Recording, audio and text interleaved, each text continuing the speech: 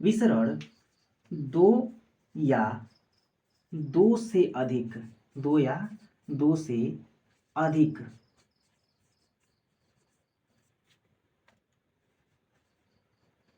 पदार्थ के, ठोस से ठोस में हो सकती है, ठोस से द्रव में, और ठोस से गैसों में भी हो सकती है। द्रव से ठोस में हो सकती है, द्रव से द्रव में हो सकती है, और द्रव से गैसों में भी हो सकती है।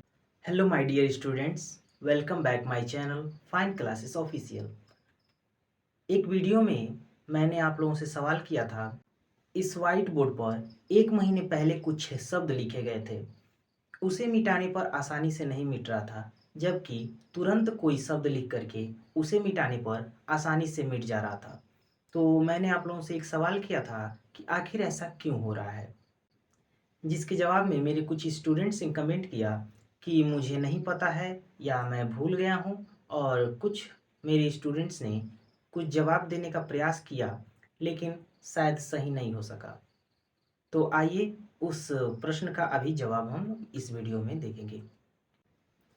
ये जो प्रश्न था कि 1 महीने पहले इस व्हाइट बोर्ड पर लिखा हुआ शब्द मिट नहीं रहा था आसानी से, और तुरंत का लिखा हुआ शब्द आसानी से कैसे मिट जा रहा है, तो इसका उत्तर है विसरण। विसरण के कारण। किसके कारण? विसरण के कारण। अब आप लोगों के मन में एक सवाल आएगा कि ये विसरण क्या होता है।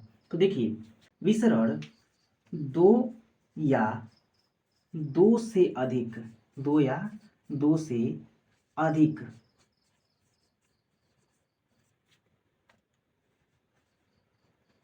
पदार्थ के कणों का अंतः मिश्रित होना विसरण है, ठीक ना। दो या दो से अधिक पदार्थों के कणों का अंतः मिश्रित होना ही क्या है? विसरण है। होता यह है कि जब हम लोग मार्कर से व्हाइट बोर्ड पर लिखते हैं तो मार्कर में जो इंक भरी होती है वह द्रव होती है, और ये जो बोर्ड होता है व्हाइट बोर्ड, ये ठोस होता है। जब इंक के कण इस बोर्ड के कणों के साथ धीरे धीरे करके अंतः मिश्रित हो जाते हैं और इतनी मजबूती से जुड़ जाते हैं कि उन्हें आसानी से मिटाना संभव नहीं होता है।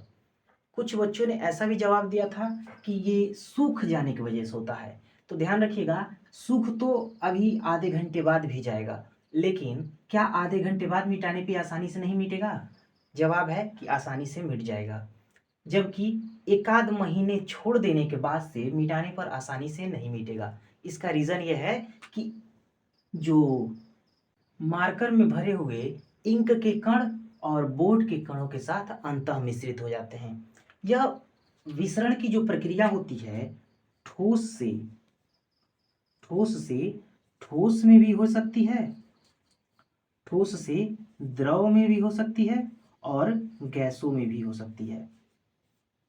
द्रव से ठोस में भी हो सकती है, द्रव से गैसों में भी हो सकती है, ठीक है। ठोस से ठोस में हो सकती है, ठोस से द्रव में, और ठोस से गैसों में भी हो सकती है। द्रव से ठोस में हो सकती है, द्रव से द्रव में हो सकती है, और द्रव से गैसों में भी हो सकती है।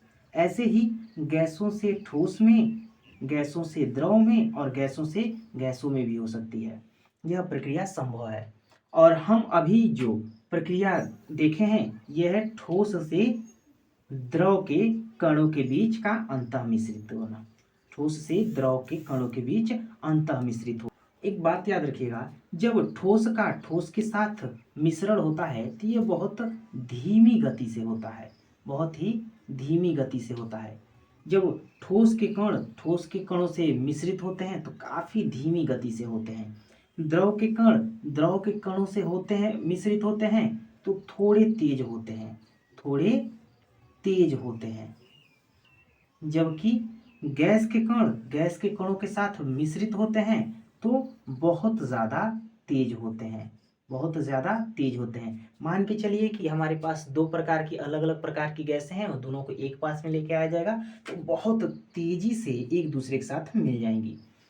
हमारे पास एक द्रव है और उसे दूसरे द्रव में उड़ेला जाएगा, थोड़ी तेज गति से ये आपस में मिलेंगी, यानी कि अंतः मिश्रित होंगी। जबकि हम एक ठोस को दूसरे ठोस के संबंध में रखेंगे तो उनके कणों में अंतः मिश्रण बहुत ही ज़्यादा धीमी गति से होगा। इसके लिए हम एग्जाम्पल ले सकते हैं कि जब हम लोग नट बोल्ट को कस करके रखते हैं तो कुछ सालों में उनके बीच में जो कण हैं, वो नट और बोल्ट के जो कण हैं वो अंतः मिश्रित हो जाते हैं, जिसके वजह से उसको खोलने में परेशानी होती है, ऐसा लगता है वो चिपक गया है। द्रव की बात करें तो हम रंग या इंक लेकर के ठीक जल में जब डालेंगे तो वो घुलने लगेगा, यह द्रव से द्रव में मिश्रण है। और गैसों की बात करें तो कोई भी गैस ले लेंगे और दूसरे गैस के साथ जब उसको मिश्रित करेंगे तो होगा, यह गैसों का मिश्रण होगा जो कि काफी तेज गति से होगा। एक और फैक्टर याद रखिएगा इस पर, ताप बढ़ाने पर, ताप बढ़ाने पर विसरण की जो गति होती है, विसरण की गति तेज हो जाती है। क्या होती है? ताप बढ़ाने पर विसरण की गति जो होती है तेज हो जाती है। इस बात को भी ध्यान रखिएगा आप लोग। तो मुझे आशा है आप लोगों को इस प्रश्न का उत्तर मिल गया होगा।